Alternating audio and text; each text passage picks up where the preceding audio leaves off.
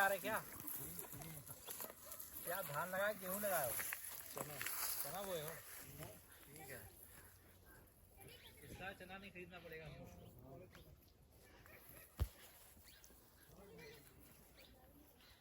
मूंगफली दो मुझे, और मूंगफली चाहिए।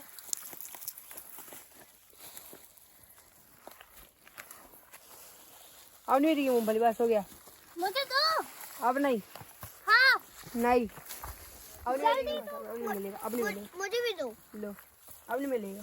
और चाहिए हम लोग को, और दो। अब नहीं हो पाएगा। और दो।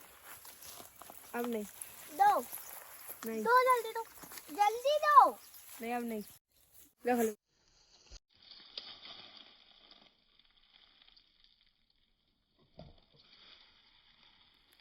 आपने देखा कि किस तरीके से एक मूंगफली और चने के दाने से हत्या हो सकती है, कि थोड़े बाद में और कैसे एक बालक ने जो है उस पे दूसरे व्यक्ति के ऊपर जो है वो मूंगफली का दाना मारा, और वो दाना मारने से बल सुबह क्या हुआ कि दाना तो लगा, लेकिन ये दाना का नतीजा ये निकला कि वो उस बैलेंस होती है और पत्थर में जाती है, इसकी उसकी मौत हो जाती है। अब क्वेश्चन ये है कि क्या ये जो हत्या मर्डर है कि कल्पेबल होमिसाइड है, कि क्या ये 304 है कि 304 ऑफ द आईपीसी है कि 302 ऑफ द आईपीसी है, या सिर्फ और सिर्फ 323 ऑफ द आईपीसी है? क्या एक मूंगफली के दाने से कोई व्यक्ति मर सकता है क्या? हम आपको बताते हैं। ये देखा गया है कि आपके किसी कृत्य से किसी व्यक्ति की मृत्यु हो जाती है, आपका इंटेंशन नहीं था टू किल, इसलिए वो 302 की श्रेणी में नहीं आता है, लेकिन आपने ऐसा कार्य किया जिससे उसकी मृत्यु हो गई। ऐसा कोई कार्य जिससे मृत्यु हो सकती थी, आपने वो कार्य किया, लेकिन आपका आशय नहीं था मर्डर करने का, इसलिए मर्डर। फिर भी जब इसमें इन जैसे केसों के जब ट्रायल होती है, तो ट्रायल में ये केस जो है 304 भी नहीं माना जाता, क्योंकि मालूम है कि हम किसी को यदि मूंगफली के दाने से या चने के दाने से किसी को मारेंगे तो स्वाभाविक रूप से वो मर नहीं सकता। हाँ, यदि हम ये पत्थर उठा के यदि खेलते और लग सकता था तो इसमें भलाई 304 बन सकता था, क्योंकि हमको मालूम था ये पत्थर किसी को लग जाएगा तो मौत हो सकती है, लेकिन मूंगफली के दाने से नहीं सकता। तो जनरली इसमें हमने आपको बताया था पिछले वीडियो में कि कोई भी अपराध बनने के लिए आपको जो है आपका intention, preparation, then commission, after that crime होता है। तो यहाँ पर उस बालक का ये इंटेंशन नहीं था कि ये जो है कि उसको मारने का या हत्या करने का उसका कोई आशा था। यहाँ उसका कोई इंटेंशन नहीं था, एक मूंगफली दाने खाने पीने की बात थी, उसका एक खेल था।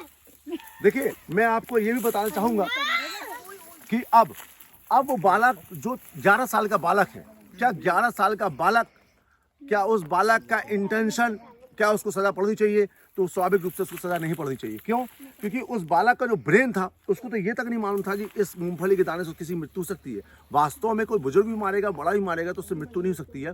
फिर तो बालक था तो उसको जो है एक संरक्षण, मैंने आपको सेक्शन 86, 87, 88, 89 से 106 के अंदर जो हमने सेल्फ डिफेंस का आपको हमने आईपीसी के बारे में बताया था, वो इसको कवर करता है। तो बालक उसका लायबल नहीं होगा, लेकिन यदि वो पुरुष होता, 12 साल से बड़ा होता, तो उसके में भी ये आता कि ये 304 का केस नहीं, माँ 323 का, इवन 323 का भी केस नहीं है, क्योंकि इस मूंगफली से किसी को इंजरी भी कार्य नहीं हो सकती। ये तो एक खेल है। फिर भी मैं विनय पांडे एडवोकेट आपसे अपेक्षा करूंगा कि आप इस प्रकार के कृत्य से, यदि किसी को मूंगफली के चने के दाने से किसी के यदि अपन मारते हैं तो क्या उसकी मृत्यु पे इस प्रकार के में कौन सी धारा बनती है, आप यदि हमको बताएंगे तो हमको भी अपडेट्स होगा, साथ में हमारे और जो व्यूअर्स होंगे उनको जानकारी लगेगी कि इसमें क्या होना चाहिए।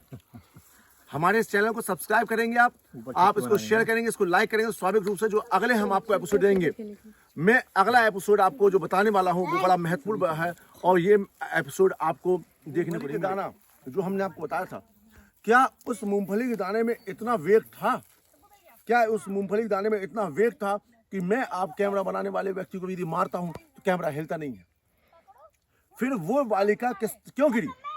क्योंकि एक मानव का एक अपने आप में प्रकृति है कि यदि, जैसे मान लीजिए हम आपको एग्जांपल देते हैं, यदि हम आपको चाकू मार रहे हैं या गोली मार रहे हैं तो गोली का वेग बहुत तेज रहेगा और चाकू का तेज रहेगा तो आपको कैसे उससे बचना होगा। तो यदि आप हमको चाकू गोली मारने वाले हम आपको ऐसा फेंकेंगे तो आप स्वाभाविक रूप से ऐसे होंगे और ऐसे होंगे, हमको मिल जाएगा। तो उसके साथ भी ऐसा हुआ, जब उसने मूंगफली का दाना ऐसा फेंक के मारा उसको तो वो ऐसे हुई। और खास बात था उसके पैर के नीचे पत्थर था, जिस पत्थर ने उसका बैलेंस डिसबैलेंस कर दिया और वो गिर गई। लेकिन उस बालक को ये नहीं मालूम था कि उसके पैर के नीचे उसका पत्थर था जिससे वो डिसबैलेंस हो सकती थी, उसको इस चीज का अनुभवता थी। इसलिए ये सेक्शन ना 304 का है, 304 ऑफ द आईपीसी, और ना ही ये सेक्शन 302 ऑफ द आईपीसी है। मैंने आपसे पूर्व में बोला आपको मैं ऐसे ऐसे उदाहरण दूंगा, इवन खास तौर से लॉ स्टूडेंट्स को, नए नए वकील को और ऐसे व्यक्तियों को हम ऐसे सब्जेक्ट्स में हम आपको ज्ञान देते रहेंगे जो हमको आपको जो है जानने के लिए और एक समीक्षा करने के लिए बहुत अच्छा एक विषय वस्तु मिलेगी हमको। इसीलिए हमारे इस चैनल को सब्सक्राइब करते रहिए, अधिक से अधिक वीडियो को ताकि शेयर की जा सके। अगले एपिसोड में आपको बताएंगे पानी के बूंद ने खोला मर्डर का राज। एक पानी के बूंद ने ऐसा मर्डर हुआ कि उस मर्डर में जो है गवाही देने वाला कोई नहीं था और वो व्यक्ति मरते मरते उसने पानी की बूंद को कसम दे दिया और पानी की बूंद ने कसम मानते हुए और मर्डर को खुलासा कर दिया। ये हम आपको अगले एपिसोड में देंगे। तब तक के लिए आपको नमस्कार। मैं ओम शंकर पांडे, विनय पांडे, जबलपुर हाईकोर्ट से हूँ। आपको कोई भी यदि आपको अपडेट चाहिए, किसी विषय पे आपको किसी एक्ट के बारे में आपको जानकारी चाहिए तो हमारे कमेंट बॉक्स में आप लिखेंगे, हम उसको आपका उदाहरण देंगे। हमारे गौतम जी वकील साहब हैं हाईकोर्ट के, राम बिहारी गौतम। आप 17 से आप चलते हैं और आप जो है हाईकोर्ट के लर्नेड बहुत अच्छे वकील हैं, जाने माने आप वकील साहब हैं। आप भी हमारे साथ जंगल की शहर में आए हैं तो हमने आपको आज विषय बताया कि जहाँ पर खोजी कुत्ते और जमाने भर के लोग पिकनिक मनाने जंगल जाते हैं। तो आपको नमस्कार फिर से, मैं विनय पांडे एडवोकेट। जय श्री कृष्ण।